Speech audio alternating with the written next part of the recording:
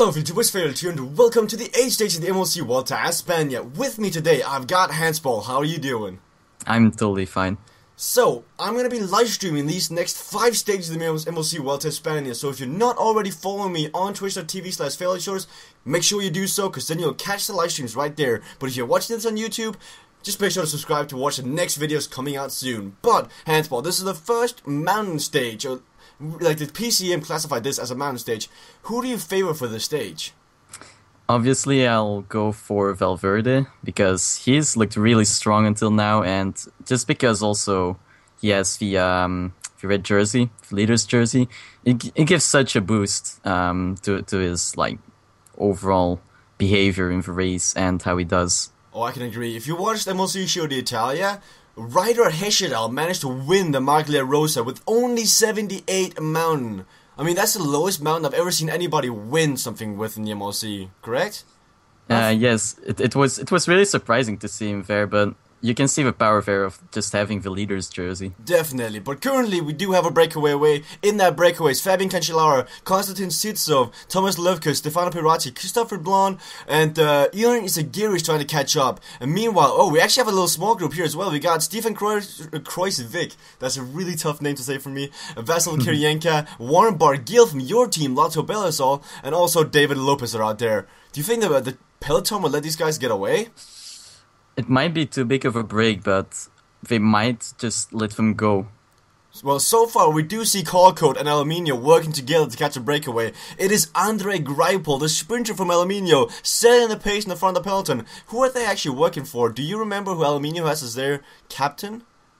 Oh god, I have no idea actually. They have Wilco... What? No, they have Wilco Kelderman, but he's in 55th place. Who do they have? Are they just pacing because they're not in the breakaway? Maybe. They have nobody in the G... Oh, they have Tony Martin in 21st place. That's the best placement they do have. So I guess they're pacing because they don't have a guy in the breakaway. But currently we do have a 10-man breakaway away. And do you think these guys have a chance of surviving to the end? If they have a big enough group and they cooperate enough, I think they can hold on to the end. Who would you think is a favorite of this group? Well, there are certainly some guys who can really win, but I'll go for Barguil. Oh, because he already won 2 stages in the Tour de France, plus he's your rider? Yeah, kinda. He just mastered the brakes until now. Right. We'll see. Other guys are also really strong, like Privedzi. There are some guys. really big names in here. We just got a viewer question in the Twitch chat right now. It's Callum Rowland asked, right, can you clear this up? Is it simulated or are you guys controlling the teams? We're not controlling the teams. It is the AI that are controlling this. I'm going to press F2 right now so you can be able to see all the riders to the left. I'm not controlling these guys. They're in 85 key position. I press F2 and you don't see them. You don't pay attention to me controlling the riders. You just see the race go on and the AI controls the race. And that's why sometimes you see questionable decisions, because it's the AI controlling the race. So it's not always the best decisions, but the actual drafting, that is some human knowledge right there. And Hansball, why don't you go through your team? What was the reasoning behind picking some of the riders on your team? Well, I went for a pretty balanced team. I just wanted to get full chemistry again, because that's kind of where I always go for. I like getting full chemistry. I think that's like the best thing to do. I firstly went for Bardet because he can get in most of the jerseys. Just because his pure acceleration that he has a little bit of acceleration, so he can sprint a little bit. He can do good in the mountains, the hills, and all that stuff. So he's really a value pick if you want like a lot of points in the MLC, but don't want to go for the GC. Except I also have Barguil, a really nice guy. I actually picked this guy for a second time now in a row. Actually, my whole team is almost for a second time in a row the same thing. But I picked Barguil just because of his attack, and he has a lot of mountains, so he can really win some stages. Capecchi was just for a helper kind of guy, because I needed to link up Mallory, I thought it was. Correct, I think. And Konego, I don't know why I picked him. I just saw him up there with good stats, but I'm happy that they didn't go for Konego ultimately. Yeah, you got scared that one stage. Yes, I was like, no. Hiver just to link up with Barguil, Janson just a helper, and Fichot. Didn't really see a lot of him, but he's just another hilly guy that I just wanted. And Modolo, a nice sprinter. Didn't see him too often, but he can get some top 10 positions. Overall, your team looks very strong. PCM does not qualify as really, or classify as really strong, because normally PCM puts the better teams at the top, like you know how they give the number one to the best overall team, and according to them, that's Orica, and you're down at the 160th. Do you agree with this? Well, I kind of agree. I kind of can agree with it, because other teams have like bigger superstars or like better average guys, but I think my team is just a good mix of decent riders who can like work together with each other. Also, if you like go to the start menu, you can like see that like my team Lotto only has 4 stars, and other teams like biggest teams have 5 stars. Okay, what are those biggest teams you're talking about, or who are those? Definitely Color Code, for example, because they have a really strong team with Valverde and stuff, but sometimes you also see these teams with classics riders in there, of course, so it's not always trustable, these things. Like, obviously, Orica, Omega, and AG2R would have been up there with that, yeah. We haven't seen much of them. Like, we've seen Marty's Omega Pharma Quickstep coming second 2 stages in a row, and actually, they had Jeremy Roy yesterday as well, where he failed, or that was 2 days ago, I believe. It was 3 days in a row where Mearsman got beat on the line, Gilbert got beat on the line, and Jeremy Roy got caught behind. So, they've been up there, those 3 teams, but they haven't really been up there, if you know what I mean. They haven't crossed the line yet. But it seems like this breakaway has 4 minutes on the peloton. How much of a gap do you think they need when they hit this final mountain to survive? And for last mountain, they must at least have 3 minutes, in my opinion. Before like the second category starts, I think like 5 minutes will be what they need. 5 minutes? Do you really think they're going to gain any more time? Currently, it looks like Color Code and Aluminio is keeping this around 4 minutes. Yeah, I think they're just like pacing to not let them get too far away, just to have a chance at the stage still. Okay, what do you think the odds are of Alejandro Valverde getting all 3 jerseys? Like, so far, he looks very dominant, and I don't think he's finished. But do you really think he's going to get the 3 main jerseys? There's a big chance of it, but of course, all sorts of things can happen still, like in the TDF, that they just randomly stop driving. That was a good moment. I remember my reaction when I saw Alejandro Valverde just sit up and just abandon. Last time that actually happened in the MLC was with Carlos Alberto Betancourt and Rigoberto Urán in the MLC Tour de France 2013. So there's some sort of spell over the Tour de France where big stars just abandoned for no apparent reason. So who's the next, do you think? Is it going to be Bardet? I would say that it has been pretty contagious with leaders, so of course it can happen with Bardet, but I don't really know what happened with him, so it's kind of difficult to know who it is next. That's true. So I don't think the breakaway is going to get those 5 minutes you're talking about, because currently... Oh, actually, no, they're actually gaining time again. The lead was down to 3 minutes, but it's now back up to 4 minutes and 5 seconds, so... Color Code are keeping their eye out for this breakaway, and Alejandro Valverde might be eyeing out this stage. But one thing about Alejandro Valverde is he's only got that 80 mountain, while his biggest competitor, let me find him in the rankings, Rui Costa only has 79. Well, I was thinking about Joaquin Rodriguez has gotten 82. Do you think that's going to come to show on this final mountain? It might, but of course you can't rule out the power of a red jersey or the leader's jersey. Oh yeah, that's very true. The AI becomes so much better when you actually own that leader's jersey. That's why some people draft their team just around getting the leader's jersey as fast as possible. And Colico did a really good job getting that one. We have gotten a question as well. If you had to put a bet down on the MLC Vuelta Espana, who would you bet on to win the MLC Vuelta Espana? Like, what rider would get the red jersey? Valverde at the moment, totally. Even though we still have 2 time trials to go?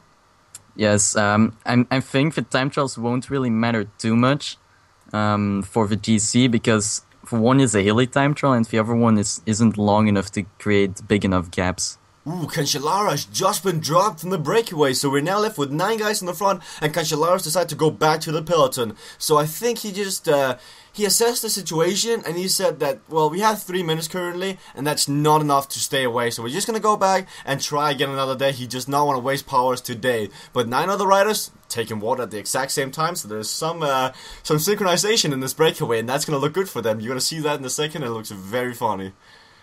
Cool. But... if you're gonna put down, you're gonna say Valverde. See, I think I want to put my money on Rui Costa. I think it's time Rui Costa does something, and I think we have a good chance it's going to be this time because he's got that 76 time trial where Alejandro Valverde only has 62. So there's a 14-point difference right there. Plus, Rui Costa's got hill and mountain.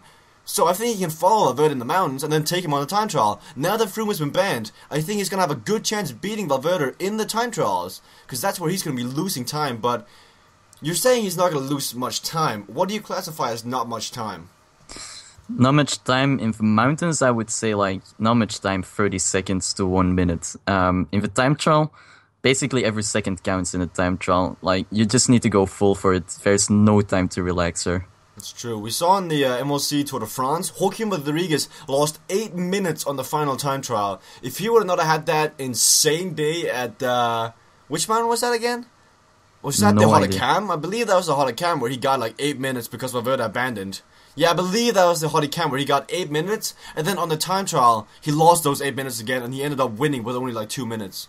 So, the time trials are going to be crucial, and there's one coming up very soon. This is currently stage 8, and stage 10 is the first time trial. And I believe that's the somewhat long hilly stage. Who do you favor to winning that time trial? I don't really know how much a time trial stat will,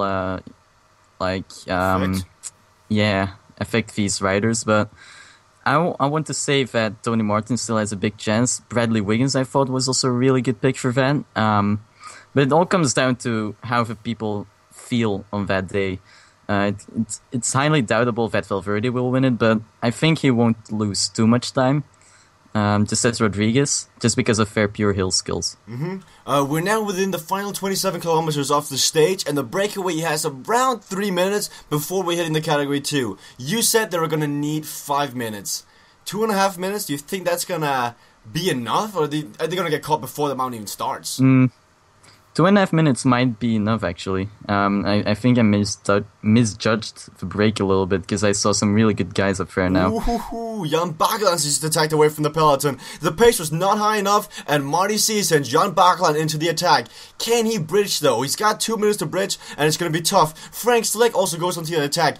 Alminio has been doing all of the pacing today, and I think they're setting it up for Frank Slick, and they're going to try to do something. Chris Horner's also going to the attack. Jacob Fulsang is going away.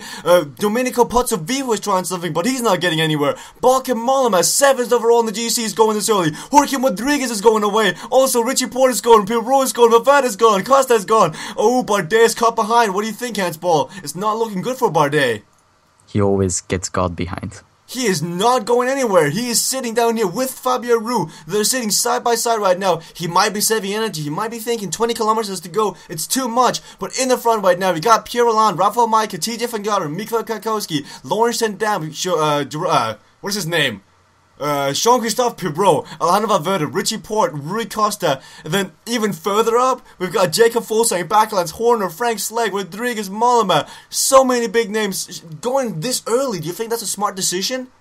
Well, they might be using their powers too early. Like, in one of the previous stages, I saw Bardet coming back from really far after, the other people use their powers too early. So we'll see what they'll do now. For me, it looks like Romain Bardet and Roux are just watching each other. They know that these two guys are the biggest favorites for the white jersey classification, and they're going with each other everywhere. Right now, Bardet is attacking, and Fabio is counter-attacking. So right now, I would say Roux has a tactical advantage on Bardet, but they have now joined another group of favorites where Rafael Maika is in here. He's currently 5th in the GC, but they are already 50 seconds behind the real GC guys, which are Rui Costa, Joaquim Rodriguez, and Alejandro Valverde. Let's see how much time they have up to the front. In the front, though, we've got a group of 4 now. It looks like they've separated Ditsov, Riblon, Pirazzi, and Kirienka. It's not looking good for you, Hansball. How would you get out of the situation right now? Barguil must attack. He must attack? Well, you say that. He's currently in the group of 5, and he is contributing in the pace in the front to catch those 4 guys who attacked on the category 2, and they've got 23 seconds after those 4 guys, but both groups are working together, and they're not catching much time. But Warren Barguil is doing most of the pacing at the front with 9 kilometers to go. He must attack right now. I agree with you. He's wasting his energy at the front. He's not doing anything like right now. He's just leading out the other guys. What do you think about that? Do you think that's smart? No, totally not, but he must try and catch up in some way, but he must try and like cooperate with the guys, not just base alone. Oh, I can tell you, they have just made the connection to the front group, but as they do that, Riblon and Suitsov is off, and now Kirenka and Pirachi is attacking away again. So now we're back to the 4-man group and the 5-man group. It looks like we have an alliance of 4 guys and 5 guys, and then you're gonna have 2 teams working against each other. This is very interesting. Behind them though is a 9-man group with all the GC contenders, but they're 2 minutes behind, so it looks like the winner will come from this 9-man group in the front. But Bardet is gonna lose what looks to be around 50 seconds on the GC. So is Micah and Aru and all these other guys. Your dreams will be crushed today, and I think your dreams have just been crushed, Hans. How will you come back from this in the later stages? Well, obviously it isn't ideal to lose time already, but I think that it also has its advantages. It will maybe make Bardet attack earlier than today. Ooh, some of the GC guys have now made the bridge across to the favorites group, and some guys don't like that. Once again, we see Christopher Bond and Suitsov attacking away, but Joaquin Rodriguez is still at the front. He's setting the pace. Mollema's there also, but there goes Rui Costa. Rui Costa is attacking away. Where is Valverde? Where is the leader's jersey? I don't see the leader's jersey. Where is Valverde? Where is... What? Valverde has abandoned! Valverde has abandoned! Oh my god, Valverde has abandoned! Alejandro Valverde is out of the MLC Vuelta Espana! He's out! What is the this? disease is back! What is happening? He's been hit by the disease again, and we now have a 19-man group in the front! What? Can you believe this? I'm mindfucked at the moment. Like, how is this possible? But it's happened again. The second Grand Tour in a row. Alejandro Valverde is leading by the back door. He's abandoned the race. But here it is, the final kilometer. Jean-Christophe Roux goes on the attack. Is this the day, buddy? He's going to win the stage. No, it's not. Mollema is going to win in front of Jean-Christophe Roux. He loses once again. So, to sum up the stage, Alejandro Valverde are the race. Mollema wins the stage. Costa goes into the red jersey? What? What? Insausti doing good, Peru doing good, Schleck doing good, Rodriguez getting up there. Barguil got 10th, Bardet lost time. But, most importantly, Alejandro Valverde left the race before it even started. If I can give a tip to everyone out there, don't pick Valverde next time. Second race in a row, or he abandons. He was second pick twice in a row. Or we might actually see Mark Cavendish not making it to the line right now. He has got 2 kilometers to go, and the time is already up to 40 minutes now. Can he make it? Oh, we'll see on the podium.